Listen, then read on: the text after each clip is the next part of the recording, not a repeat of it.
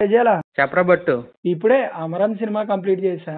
నాకు అంత గొప్పగా ఏమనిపించలేదు, యావరేజ్గా అనిపించింది రా. అదేంటి మామ, one of the finest hits అయింది కదా ఈ సంవత్సరం తమిళ్లో. మరి అవ్వచ్చు, అంటే దాంట్లో కొన్ని కొన్ని ఎమోషనల్ ఎపిసోడ్స్ చాలా మంది ఆడియన్స్ కనెక్ట్ అవ్వచ్చు. ముఖ్యంగా కొత్తగా పెళ్ళైన వాళ్ళకి కానీ, కొంతమంది ఆర్మీ ఫ్యామిలీకి కానీ చాలా వరకు కనెక్ట్ అవ్వచ్చు. ఫ్యామిలీ సీన్స్ వరకు, ఎమోషన్స్ వరకు సినిమా టాప్ లో ఉంటది. బట్ వార్ ఎపిసోడ్స్ వరకు సినిమా కొంచెం మెప్పించలేకపోయిందని చెప్పొచ్చు.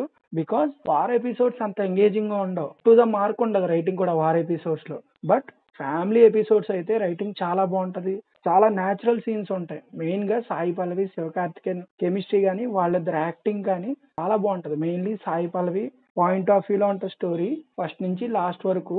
కానీ వార్ ఎపిసోడ్స్ ఇంకొంచెం బాగుండుంటే సినిమా ఇంకా బాగున్నది. కానీ ఆల్రెడీ బాక్స్ ఆఫీస్ వద్ద హిట్ అయిన సినిమాయే. నార్మల్ గా నా అభిప్రాయం చెప్తున్నా. ఓకే, నువ్వు చెప్పు ఫ్లాస్ కారణం వార్ ఎపిసోడే అని చెప్పి.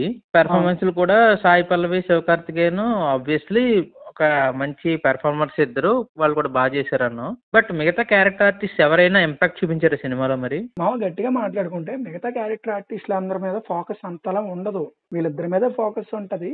వీళ్ళిద్దరు యాక్టింగ్ స్క్రీన్ మీద నీకు కనిపిస్తుంది. మిగతా వాళ్ళంతా జస్ట్ హెల్పింగ్ అనుకోవచ్చు, ఐ మీన్ తోడ్పాటు అనుకోవచ్చు. కథను ముందుకు తీసుకెళ్ళడానికి ఒక సపోర్ట్స్ అంతే. వీళ్ళిద్దరితో సినిమా మొత్తం, వీళ్ళిద్దరి మధ్యన కెమిస్ట్రీ మాత్రం అదిరిపోద్ది.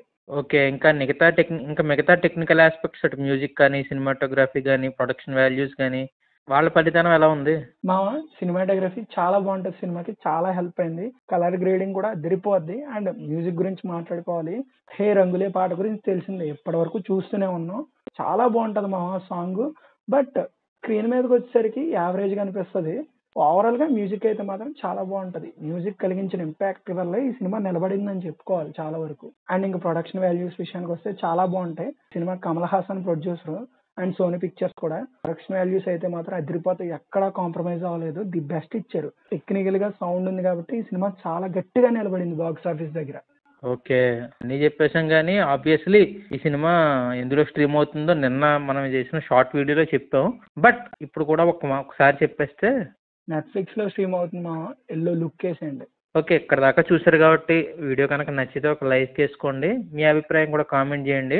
అండ్ సబ్స్క్రైబ్ చేసుకుంటే కొంచెం మాకు కూడా అడ్వాంటేజ్ ఉంటుంది. ఎవరైతే సబ్స్క్రైబ్ చేసుకోలేదో వాళ్ళు కూడా సబ్స్క్రైబ్ చేసుకోండి. మీ ఒపీనియన్ కూడా కామెంట్ చేస్తే చాలా హెల్ప్ఫుల్గా ఉంటుంది మాకు.